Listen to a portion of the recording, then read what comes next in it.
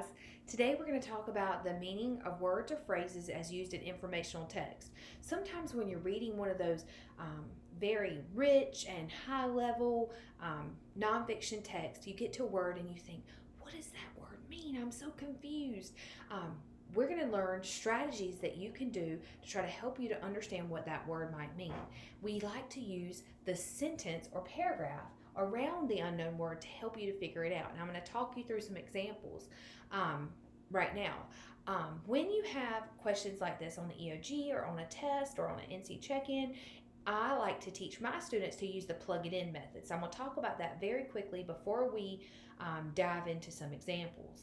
I like to use the plug it in method where you'll read the sentence with the unknown word 5 times. So you'll read it the original way, then you'll read it with A plugged in, B plugged in, C plugged in, and D plugged in. So you'll read that sentence that the unknown word is in 5 times to try to see which one sounds the best. It may help to read the entire paragraph because that sentence before and the sentence after may help as well. But I teach my students to use that plug it in method when you have answer choices. Now, when you're just sitting by the pool and it's summertime or when it's Christmas break and you're just reading a book for fun, you may not have you won't have those options there. So we're going to talk through some ways to use clue words and use the words surrounding it, try to figure out the unknown word.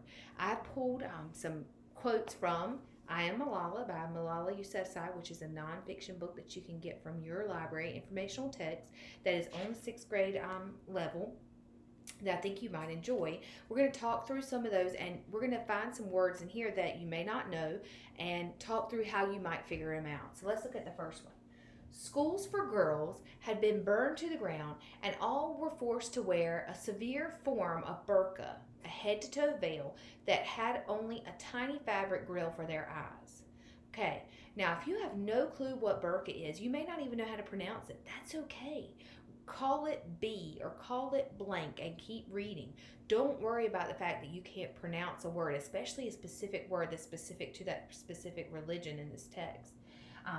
But if you keep reading and you don't shut down and you don't think, oh, I don't know, I'm never going to understand this sentence because I don't know what a burqa is, you just need to keep reading. You just push through. And where can you find the definition? Look, a comma and then the definition is right there. So that burqa is going to be that head-to-toe veil that they're forced to wear that only has a tiny grill for their eyes. Okay, so it's talking about the head covering that these girls are being forced to wear because of the Taliban have taken over and are forcing them to wear this burqa, which is a type of clothing.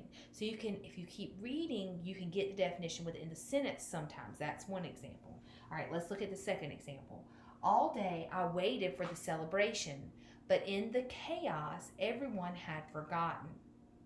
What is chaos? You may not even know it's pronounced chaos. That's okay.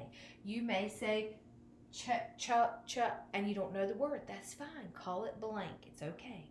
It's chaos, but if you didn't know that, you could just say, but in the blank, everyone forgot. So there's supposed to be some kind of celebration. She waited all day for the celebration, but in the blank, everyone forgot. So we know that there was supposed to be something, it did not happen, and she felt disappointed. So we know that because it was forgotten, another key word here, something must have been going on wild and crazy, right?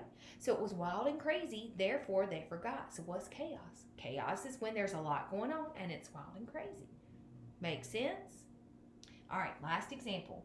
We rode home in the bus, sulking in our separate seats. Well, if you don't know what sulking meant, you could look and see that they were seated how? Separately.